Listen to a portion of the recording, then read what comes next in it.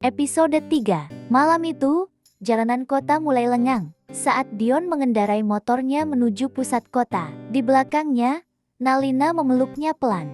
Tidak ada lagi keraguan di hatinya. Ia telah memilih jalan ini, dan ia siap menjalaninya. Sekitar 30 menit kemudian, motor itu berhenti di depan sebuah perumahan yang tenang dan tertata rapi. Perumahan mentari, lampu-lampu taman menyala hangat, menciptakan suasana elegan yang langsung membuat Dion sedikit menahan napas. Nalina turun lebih dulu, langkahnya ringan, seolah tempat itu memang sudah menjadi bagian dari dirinya. Dion masih berdiri di samping motor, matanya menelusuri sekitar dengan rasa tak percaya. Rumah-rumah di sana terlihat rapi, modern, dan jelas bukan perumahan biasa.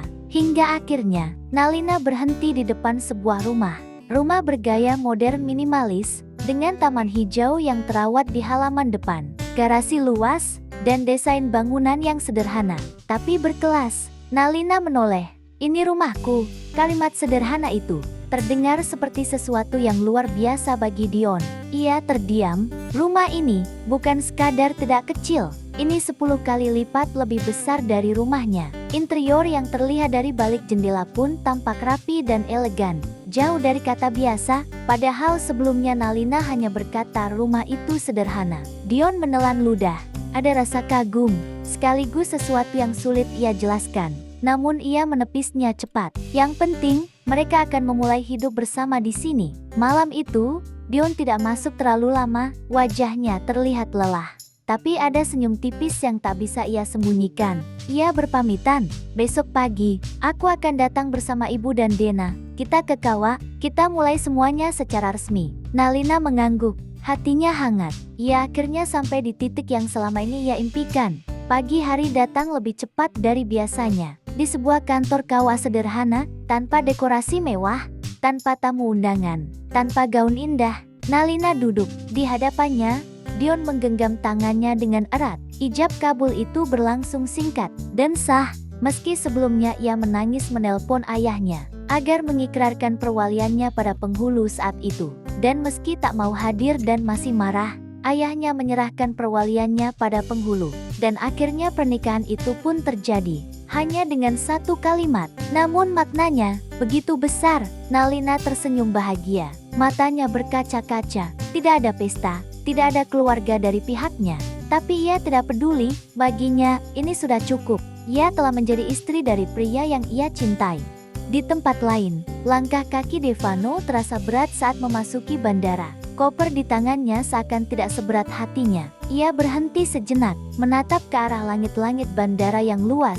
Kenangan tentang Nalina berputar di pikirannya. Tawa mereka saat kecil, hari-hari di mana mereka hampir tidak pernah terpisah. Hingga perlahan, semua itu berubah. Sejak Nalina mengenal Dion, sejak gadis itu menemukan dunianya sendiri. Devano tersenyum tipis. Pahit, ia sudah mencoba menjauh, membatasi diri, demi satu hal, kebahagiaan Nalina. Jika itu yang membuatnya tersenyum, maka Devano rela mengalah. Meski hatinya tidak pernah benar-benar siap. Pengumuman keberangkatan terdengar. Devano menarik napas dalam. Ini waktunya. Ia melangkah maju, menuju pesawat yang akan membawanya jauh ke Amerika, jauh dari segala kenangan yang terlalu menyakitkan. Namun satu hal yang tidak bisa ia tinggalkan adalah perasaannya yang tetap tinggal pada satu nama, Nalina. Sementara itu, di perumahan mentari, mobil yang membawa Dion, ibunya Marta, dan adiknya Dena memasuki gerbang dengan perlahan. Mata Marta langsung berbinar. Lingkungan ini begitu rapi, begitu bersih, begitu berbeda dari kehidupan mereka sebelumnya. Dena bahkan tidak bisa menyembunyikan kekagumannya. Sejak hari ini, hidup mereka akan berubah. Pikir itu memenuhi kepala mereka. Nalina sudah menunggu di depan rumah dengan senyum hangat. Saat mereka turun dan berjalan mendekat, Marta dan Dena terdiam, ternganga. Rumah itu jauh di luar bayangan mereka, yang katanya tidak terlalu besar, yang katanya biasa saja. Bagi mereka, ini seperti rumah dalam mimpi. Halaman luas, taman hijau, desain modern minimalis yang terlihat mewah. Dan saat pintu dibuka, kekaguman itu semakin dalam. Interiornya rapi, elegan, setiap sudut terlihat mahal. Perabotannya, sofa empuk, meja kaca, lampu gantung yang indah, Semuanya seperti yang biasa mereka lihat di televisi. Masa berjalan pelan, menyentuh satu persatu benda di sana. Seolah takut ini hanya ilusi. Dena membuka salah satu kamar, dan matanya langsung membesar. Kamar itu, seperti kamar hotel, ranjang besar, sprei bersih, kamar mandi pribadi. Ia bahkan mengelus kasur itu pelan.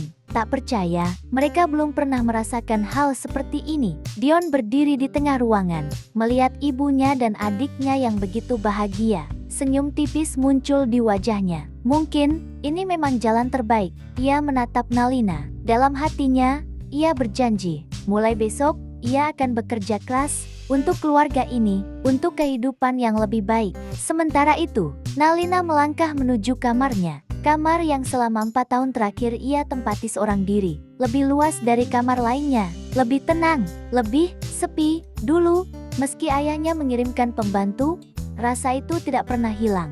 Kesepian, tapi sekarang, ia tidak sendiri lagi. Ia tersenyum, malam ini, ia akan memulai babak baru dalam hidupnya, sebagai seorang istri, sebagai wanita yang memilih cintanya sendiri.